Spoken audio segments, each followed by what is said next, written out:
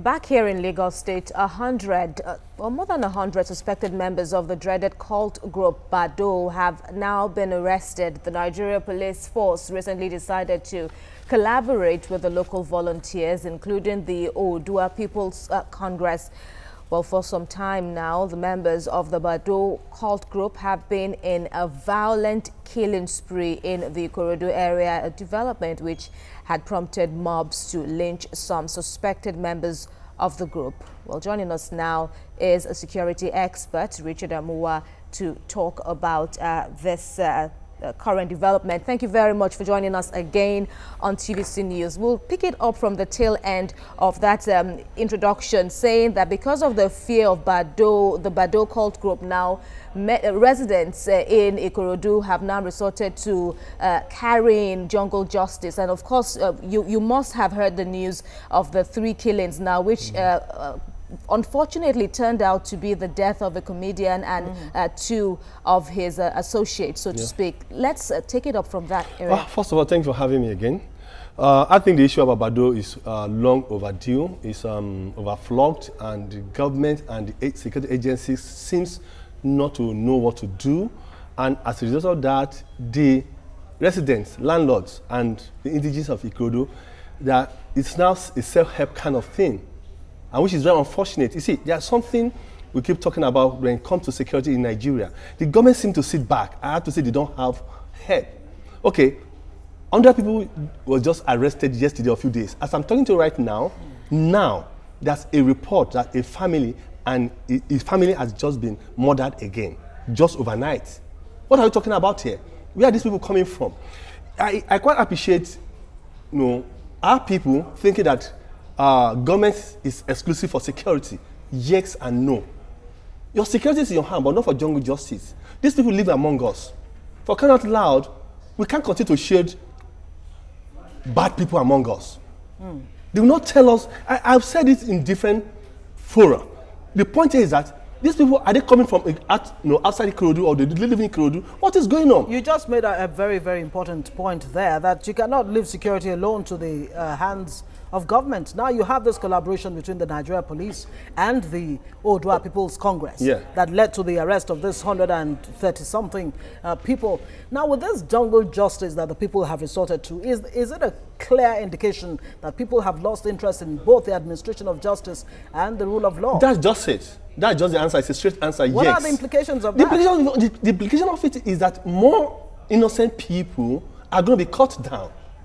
And that's serious. This issue, in fact, between yesterday and today, this is my 4th radio and TV program I've had discussing this issue. You see, even the 130-something people they've arrested, I'm telling you, innocent, 2/3 of it will be innocent people. Reason, because even the Ikorodu people seems not to know who are these Badoo people. Before now, nobody had been arrested and confessed that it's Badoo. They just assume that this person is Badoo, and because of the way and manner they attack people. So it's under suspicious. Now, like I just told you, a family had just been killed overnight. There has been vigilante in the Ikorodu. There has been OPC in Ikorodu. All of these people has been there. You see, my point in this afternoon, and I've said it, if they care, they need to listen. The Obas, the opinion leaders, the residents of Ikorodu, they need to ask them simple questions. How do we fish these people out? All right. And then we understand that the Badoo cult now have moved on to the Ogijo area of Ogun State. Well, it may or may not be Badoo, but there does seem to be some similar killing tactics now, wiping out families, with residents reportedly fleeing now. Does it appear that the current development of resorting to self-help, of the police concentrating on Ikorodu, appears to have made made some of these cult members now to flee to neighboring states? It's not. You see, the whole thing is about fleeing, or it's about how do we apprehend this situation right now. This is not a terrorism. This is just this is a criminal intent and what is going on. So it's something we can actually cut down right now. But the point I'm still making, and I'm still saying here, is that we need to understand that police are handicaps. And when I say police are handicapped, what do I mean? How many police has even been moved to Ikorodu? Before now, the commissioner of police, I'm saying it, If he's watching, he's listening. He has gone to Ikorodu to meet with the Obas, to meet with the chiefs, to meet with all the security, whatever there. But something is not gelling. And what is that missing link? The missing link is that people are not talking. Who gives police information? It's the people. And even the family, the Ikorodu people say they keep vigil, they don't sleep at night. Yet, these people still come. Are they spirits? If they are spirit, are we saying that, okay, the indigenes, the people, the Oba, the chief, they are not spirit themselves too? So I think what we should be doing right now is that the OPC right now, the vigilante and the Nigerian police need to sit down right now. For me, I've said they should declare an emergency in Ikorodu. What's the emergency? Let's have a curfew to say, okay, from now, from 7 or 8 o'clock for a time being. What police have done was that, okay, if you are going out, go out with your identity card. But that's not it. How many people work in Ikorodu that have identity card? Are you saying that if I don't work, I should go and produce an identity?